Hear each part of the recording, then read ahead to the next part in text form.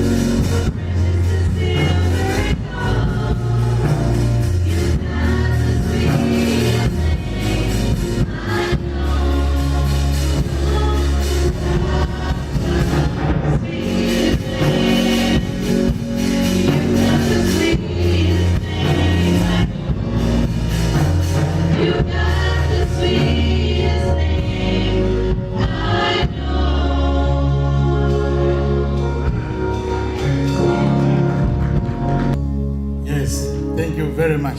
Jesus, the sweetest name I know. Thank you, Thank you for this special song.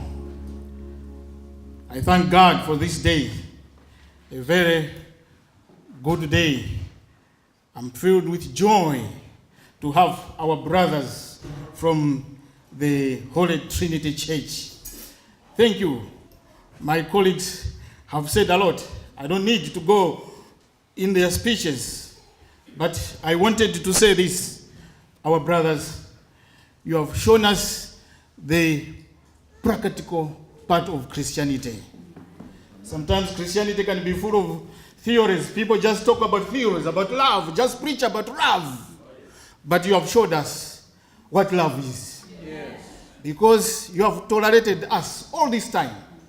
So many things have gone wrong, but you have tolerated us. Thank you. May God bless you. One time we go to heaven, and Jesus will say, I was a stranger, you invited me. And you shall ask, where did we see you, Lord? And the Lord will say, what you did to the Malawian community, you did also to me. May God bless you. May God bless you all. Today is the 12th of January 2019. Special day that we can worship with our colleagues from the Holy Trinity Church. And on this special day, the 12th of January, the title of my ceremony, I entitled it, The 12th Man in Hebrews chapter 12. The 12th man in Hebrews chapter 12. Allow me a little bit to talk about college football here in America.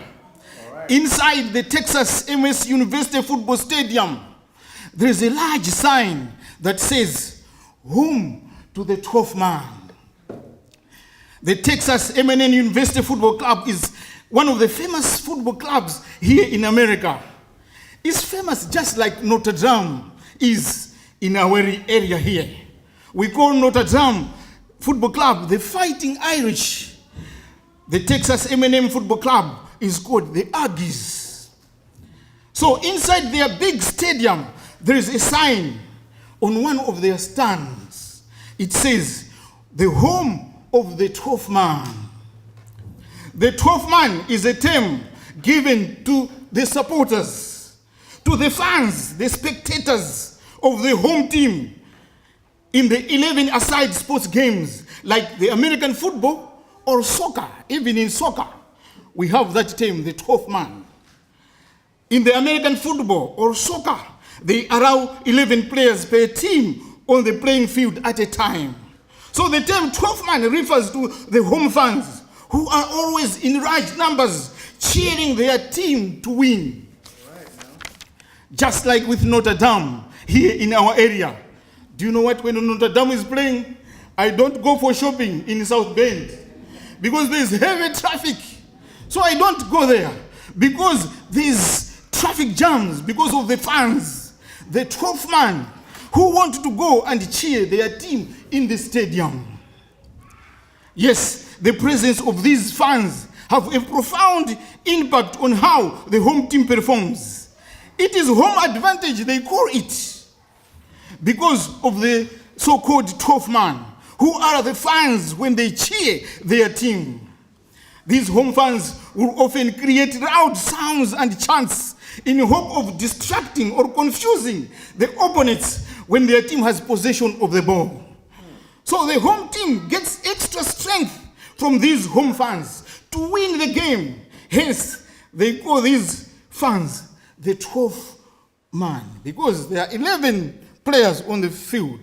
So they say the 12th man are the fans, because they also help for the team to play well. I want to share with you a tradition, a history behind the 12th man with the Texas A&M University Football Club, the Aggies as they are called. It was born in 1922 football season. The Aggies were playing a very strong side, Center College. Center College had never lost a game at the time. The Aggies were playing at home. It was a very tough game for them. When the game started, the Aggies lost many of their key players due to injuries. So much so that there were no more substitutes if one is injured in the field. No more substitute, and the players on the field of play knew about that. No more substitute. It was a hopeless situation for them. No substitutes. But a tough game. So, this is what the coach for the Aggies did. Dana X Bible. That was the name of the coach. What he did is, he called one fan from the stands to come down and to suit up, to put on the uniform so that he can stand on the touchline. So they say, when this coach called this fan from the stand, his name was Earl King Jew. He rushed to the dressing room and stood up and put on the uniform and stood on the touchline as the game was being played, ready to go in. Mind you, he was just one of the fans from the stadium, but he stood on the touchline, ready to go into the field of play. As the game progressed, he just stood there. When the team saw him on the touchline, they were inspired and motivated, and the team worked hard from there on. And guess what? The Aggies won the game, causing one of the biggest upset in college football at the time. And Earl King Jew was the only player for the Aggies on the touchline for the rest of the game, but never got into the game. Just stood on the touchline for the rest of the game. The coach was commended for this move, and he became famous. And when he transferred from Texas to Nebraska, he became the highest paid coach in the country at the time. The Aggies were inspired and motivated by the presence of Earl King Jew on the touchline.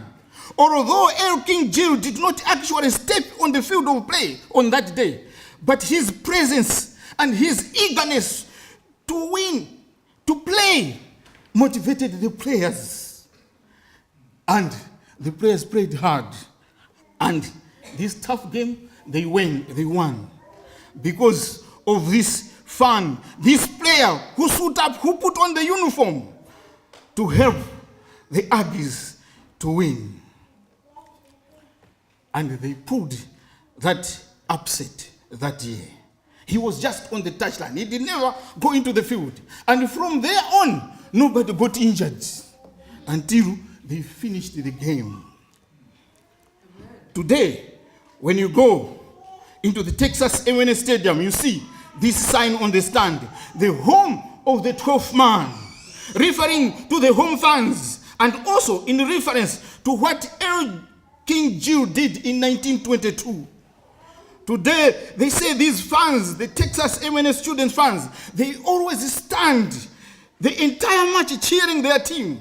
They stand not because they don't have chairs in the stadium, but as they are cheering their team, they send a message to the players that they are ready to go into the field of play anytime if they need help. So this encourages the home team to win the game. It motivates the home team, the Aggies, to win their home games because of the 12th man. The fans in the stadium. Thank you very much. Thank you. You can take it off.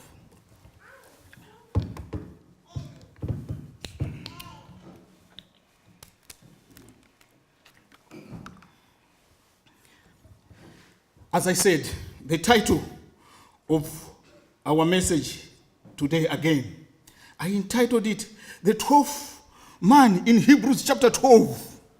Let us open our Bibles to the book of Hebrews chapter 12. Hebrews chapter 12, starting from verse 1. Hebrews, the book of Hebrews chapter 12, starting from verse 1. It says, Therefore, since we are surrounded by such a great crowd of witnesses, let us lay aside every weight that hinders us and the sin that entangles us, and let us run with perseverance the race that is before us. Let us fix our eyes on Jesus, the author and finisher of our faith, who for the joy set before him endured the cross, scorning the shame, and sat down at the right hand of the throne of God. Therefore, when the verse starts with therefore, it means what is being said is starting from the previous verses. Here is what Paul is saying. Is coming from Hebrews chapter 11. Therefore, since we are surrounded by such a great crowd of witnesses, Paul here is using a metaphor, an analogy. You know what? The idea of a stadium started with the Greeks a long time ago. And they would gather in a stadium and the athletes perform on the field. And the fans, the people cheering these athletes. And Paul saw the ancient games and saw how the people cheered and encouraged their athletes in these ancient stadiums. And he is imagining a Christian to be an athlete in the stadium, performing in the presence of the supporters who have filled the stadium to watch and cheer him. When the athlete sees the supporters, they encourage and motivate the athlete to go more, to do more on the field of play. So in chapter 11 of the book of Hebrews, Paul is talking about faith, which is the most important thing for every Christian to have. He says in Hebrews chapter 11 verse 1, now faith is a substance of the things hoped for, the evidence of things not seen. Faith does not work like science. Faith is based on the evidence of God. We have not seen God, but we have the evidence of God. For example, the scientists tell us today that they're exploring the universe, and they always tell us about the new discoveries up to today. They are still discovering. I say to the scientists, you are not done yet with the discoveries. Keep on exploring. But what I know is God created the whole universe. And this is the evidence for me, for God. Amen. That's my evidence. And I believe in God. And there are so many evidences that we can have. So we need to have this faith in God as we live in this sinful world today. So here is what Paul is saying. We have the 12th man, Hebrews chapter 12 verse 1. We are surrounded by such a great crowd of witnesses to encourage us today in this faith we have in our God today. We have this faith. So many of them in the Bible. Some of these witnesses are those listed in Hebrews chapter 11. Paul is imagining that they are like supporters who are cheering us in this faith. When we read about them in Hebrews chapter 11, as we read these stories, they inspire us and they encourage us. Like King Jew, the 12th man who helped the Aggies to win the football game in 1922. Although he did not play, although he did not actually go into the field of play, but he helped the Aggies to win the game. Let us look at some of the witnesses we find in Hebrews chapter 11. One witness we find in Hebrews chapter 11 verse 5. Hebrews chapter 11 verse 5. By faith, Enoch was taken from this life so that he did not experience death.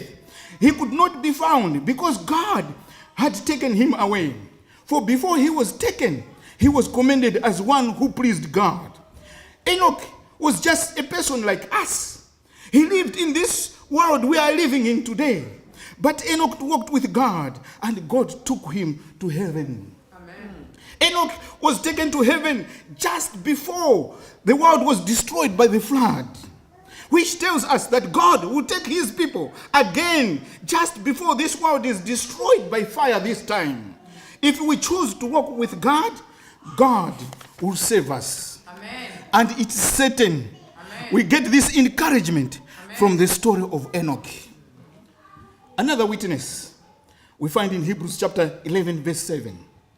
By faith Noah, when he was warned about the things not yet seen, in holy fear built an ark to save his family. By his faith he condemned the world and became heir of the righteousness that comes by faith. Noah encourages me because he listened to God, the Creator. Noah did not listen to the weatherman on the TV. Noah listened to God. Noah did not listen to the land people of this world. Noah listened to God. Amen. Because God is the owner of time. Amen. If we want to know about the future, if we want to know what the future holds, let's turn to God. Amen. Let us not turn to the weatherman. The weatherman will just focus about today and tomorrow. But God will focus the whole future of this world and us. So we need to turn to God. Another witness, Hebrews chapter 11, verse 11. By faith, Abraham, even though he was past age and Sarah herself was barren, was enabled to become a father because he considered him faithful who had made the promise. And so from this one man, and as good as dead, came descendants as numerous as the stars in the sky and as countless as the sand on the seashore. In the story of Abraham, it tells us that our God is a God of impossibilities to possibilities. Sarah conceived in her old age, which means she had a baby in her old age. This reminds me of what Jesus said in Matthew chapter 19, verse 26. With man, this is impossible. But with God, all things are possible. Amen. Another witness, Hebrews chapter 11, verse 24. By faith, Moses, when he had grown up, refused to be known as the son of the Pharaoh's daughter. He chose to be mistreated along with his people of God rather than to enjoy the pleasures of sin for a short time. Amen. Moses reminds us that he refused present honor and rank and power from this world because of his confidence in the high destiny God had marked for him and his people. He says the pleasures of sin are for a short time. And Moses knew that the end result is death, where God will give us the eternal life. Amen. So as Christians, we need to choose God, who has prepared for us great things than anything in this world, than anything this world can offer. Good encouragement from Moses. Another witness. Another witness, in fact, this one is a woman. Hebrews chapter 11, verse 31. By faith, the prostitute Rahab, because she welcomed the spies, was not killed with those who were disobedient. At the first glance, the name of Rahab may seem out of place among these witnesses, the heroes of faith, for she was a heathen as well as a harlot. The Bible says, but because of her act of faith, she was one of the witnesses on this list of the heroes of faith who have surrounded us. Amen. You know what? God will accept us if we choose him regardless of our past history. Amen. The same Rahab, you will find her also in the genealogy of Jesus in the book of Matthew. Amen. I am encouraged by the story of Rahab, especially me, a sinner. If we come to God, God will accept us as we are. And he will forget all our past sins. Amen. Therefore, since we are surrounded by such a great crowd of witnesses, the witnesses are all those mentioned in chapter 11, each of whom, despite handicaps and hindrances and challenges of every kind, they finished the course with joy. Paul is saying, now these witnesses are there to encourage us like the fans cheering the athletes in a stadium. They are there to give us the adrenaline as the players on the field to win the crucial games. Like El King Jill that helped the Aggies win a crucial game in 1922. These people, they encourage us in this life, in the life we are living. They faced the same challenges that we have today. We can get encouragement from them as we move on in this world. Amen. Remember, not that these witnesses are arrived. No, Paul is not saying that. In fact, he's saying they all died. Hebrews chapter 11 verse 13. These all died in faith, not having received their promises, but having seen them afar off, and were persuaded of them, and embraced them, and confessed that they were strangers and pilgrims on this earth. Even if they died, but their stories of faith encourages us today in this life. Amen. That's what Paul is saying here. Because we have these witnesses available, their stories inspire us. Their stories motivate us in this life. Because of this inspiration, Paul says, let us lay aside every weight and the sin that so easily entangled us, and let us run the race that is before us. Let us throw away the sin. Let us throw away the sin in the trash can. Amen. When you throw something in the trash can, do you go and get it back? It's gone. That's what Paul is saying. Let us lay aside every sin that is with us. We have these people that surround us. They encourage us so that we can move on.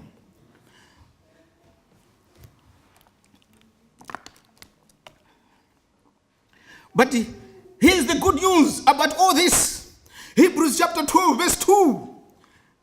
Let us fix our eyes on Jesus, the author and finisher of our faith, who for the joy set before him endured the cross, scorning his shame, and sat down at the right hand of the throne of God. Ladies and gentlemen, the good news is that we have a great witness. Amen. A super 12th man, and his name is King Jesus. Amen. Amen.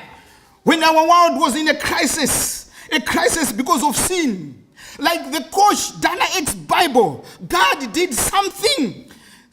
He sent down his son to die for us on the cross. Amen. He did something. Amen. Like the Texas M&M players, the Aggies, looking at King Jill on the touchline. Paul is urging us, let us look unto King Jesus, who is sitting at the right-hand side of the throne of God. Amen. He's there sitting. We can see him. He can encourage us in this life. Let us look unto Jesus for strength to overcome every difficulty and to endure unto the end. We need to look unto Jesus all the time because he endured for us. He overcame the cross for us.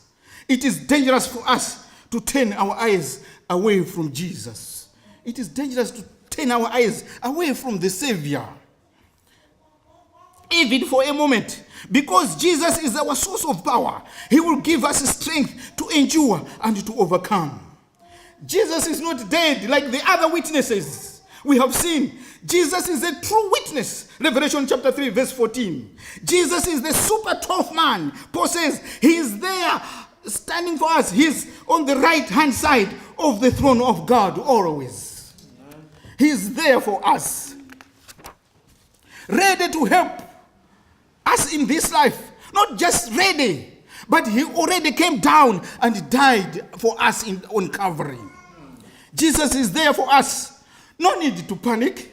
No need to fear. We can see him and we can feel him with his presence. We are at home. When Jesus is there, we can see him on the touchline. We are there. We are at home. Amen. As the Texas M&M players looked onto El King on the touchline for their victory, Paul is urging us, let us look on King Jesus, who is there sitting right now on the right hand side of the throne of God. He is there to encourage us in this life. Yes, difficulties are there, but he is there as a true witness that we can look onto, and we will win the game. Even if he is not here, we will win the game as long as he is there for us. Thank you for listening, and may God bless you all. Amen.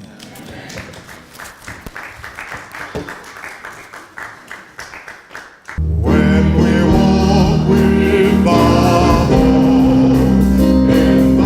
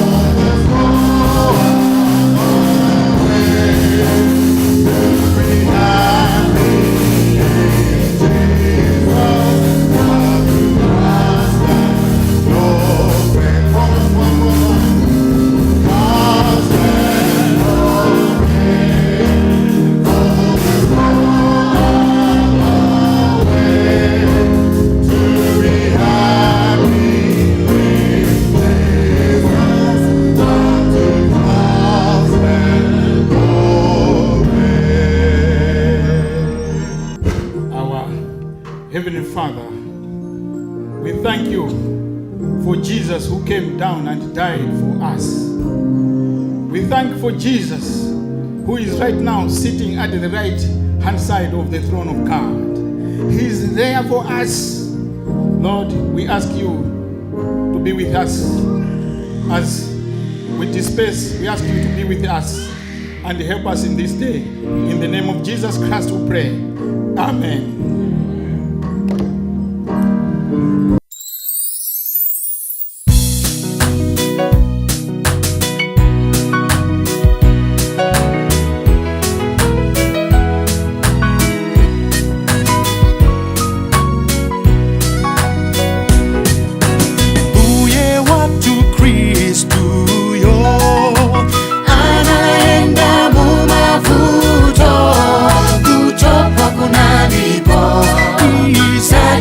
Chisoni Mbuye watu Kristu yo anaenda mumavuto kutoka kunalipo isa chisoni.